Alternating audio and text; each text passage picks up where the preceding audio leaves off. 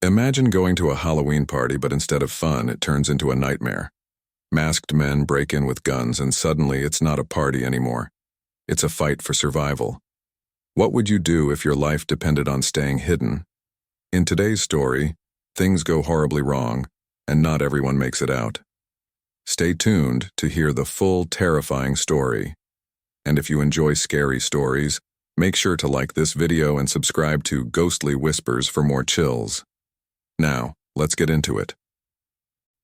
I was 22 when I attended a Halloween party at my former best friend Nick's house.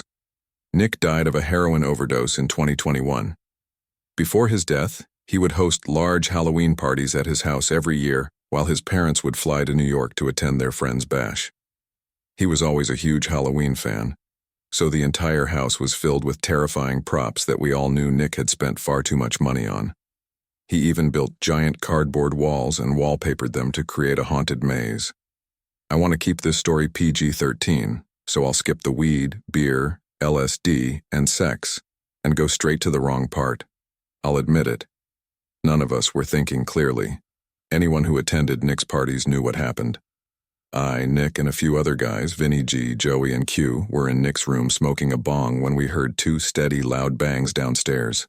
Nick, clumsily but panicked, rushed to open the door to see what was happening. Screams came from both men and women.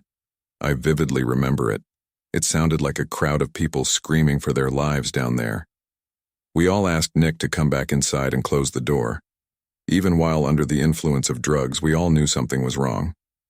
Nick dashed back inside and shut the door quietly, locking it behind him. He turned to us with the expression of someone who had just witnessed murder. "What did you see?" "What's going on?" we all exclaimed at him. He told us to hide before saying anything else, and we all understood why. From that point forward, we stopped asking questions. Nick turned on the lights and hid in the closet with Joey, while I hid beneath the bed with Q and Vinny G in the storage box. We could hear the loud music downstairs turn off, followed by a grown man screaming at everyone to shut up. One unfortunate girl screamed in shock and fear, and after another bang, silence fell. The man started yelling at everyone again, but my hearing was impaired, and I couldn't recall his exact words. We also heard two other men shouting. 3 confirmed intruders were in the house, but there could have been more. We heard boots stomping up the stairs, halfway down the hall, and then stopping outside the bedroom door. The intruder on the other side of the door attempted to turn the doorknob, but when he realized it was locked, he began ramming into the door, most likely with his shoulder. After several unsuccessful attempts, the sound of a few shots to the doorknob broke the lock, allowing the door to swing open. We heard cries from downstairs after the shots to the doorknob, then silence and more gunshots. Nick and I had our hands over our mouths to keep our breathing quiet. I watched the black boots with overlapping ripped denim jeans move instinctively to the closet through the transparent cloth hanging from the bottom of Nick's bed. He opened the door. I could hear Nick beg the intruder not to kill him, offering a large sum of money if they would leave. Nick relinquished his role as the house's owner. That's when the intruder sent him downstairs.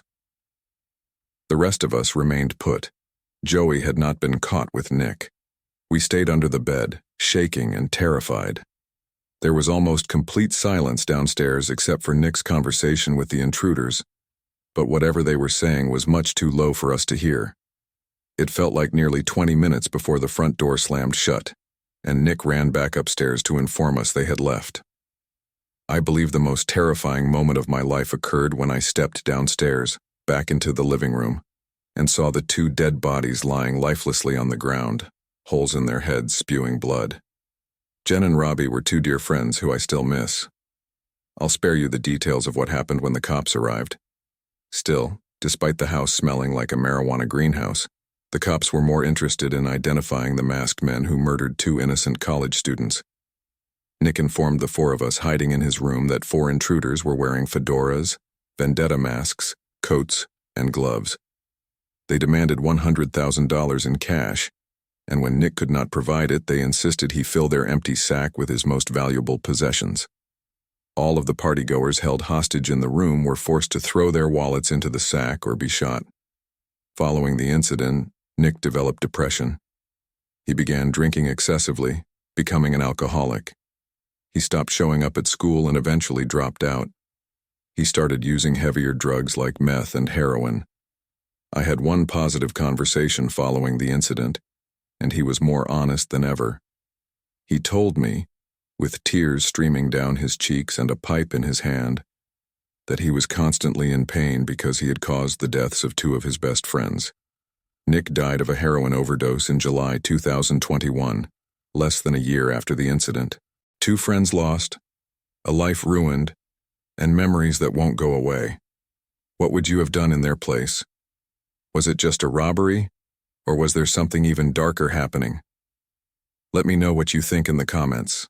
Don't forget to subscribe and hit the bell so you don't miss the next scary story. Until next time, stay safe and keep the lights on.